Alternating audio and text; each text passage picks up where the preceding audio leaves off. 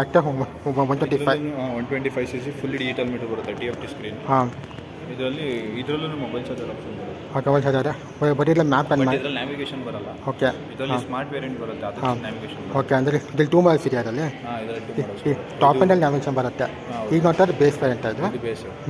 Top ಎಂಡಲ್ಲಿ same ಹಿಂಗೆ ಬರುತ್ತೆ, smart key ಬರುತ್ತೆ ವಿತ್ ನ್ಯಾವಿಗೇಷನ್. ಹೆಚ್ ಸ್ಮಾರ್ಟ್ ಏನು ಇತ್ತು ನಾರ್ಮಲ್ ಓದಿದ್ವಿ ಹಾಗೆ ಆ ಥರ ಬರುತ್ತೆ.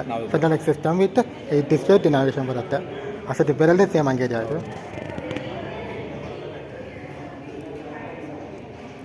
ಹೊಸ ಇವಿಯಾಗಿ ಲಾಂಚ್, ಹೊಸ ಎಲೆಕ್ಟ್ರಿಕ್ ಲಾಂಚ್ ಅದು. ಎಲೆಕ್ಟ್ರಿಕ್ ಬಂದಿದೆ ಸರ್, ಅಲ್ಲಿದೆ ಗಾಡಿ ಹೊಸದು ಡಿಸ್ಪ್ಲೇಗೆ ಇಟ್ಟಿದ್ದಾರೆ. ಓಕೆ, ಹಾಂ. ಬಿಕಾಸ್ ನಾನು ಅಲ್ಲಿ ನಮ್ಮ ಯಾರು ಉಚ್ಚಲಕ್ಕಿಲ್ಲ ಇಲ್ಲಿಲ್ಲ ಅಲ್ಲಿ ಹೆಡ್ ಆಫೀಸಲ್ಲಿ ಅಷ್ಟೇ ತರಿಸಿದ್ದಾರೆ. ಇನ್ನು ಅದೆಲ್ಲ ಬ್ರಾಂಚಸ್ ಇದೆ, ಹೆಡ್ ಆಫೀಸ್ ಮಾತ್ರ ಬಂದಿದೆ. ನೆಕ್ಸ್ಟ್ ಇನ್ನು ಮಿಕ್ಕಿದ್ದು ಫೆಬ್ರವರಿ ಎಂಡಿಂಗ್. ಬಿಕಾಸ್ ನಮ್ಮ ಕನಪುರ ಕಡೆ ಇರೋದು, ನಮ್ಮ ಉಚ್ಚಲ ಕಡೆ ಇರೋದು ಅಲ್ಲಿ ಓನರ್ಸ್ ಇತಿಹಾಸ ಇಲ್ಲ ಅಂತಂದ್ರೆ ನನಗೆ ಅಲ್ಲಿ ಡಿಸ್ಪ್ಲೇಗೆ ಎಲ್ಲೂ ಬಂದಿಲ್ಲ.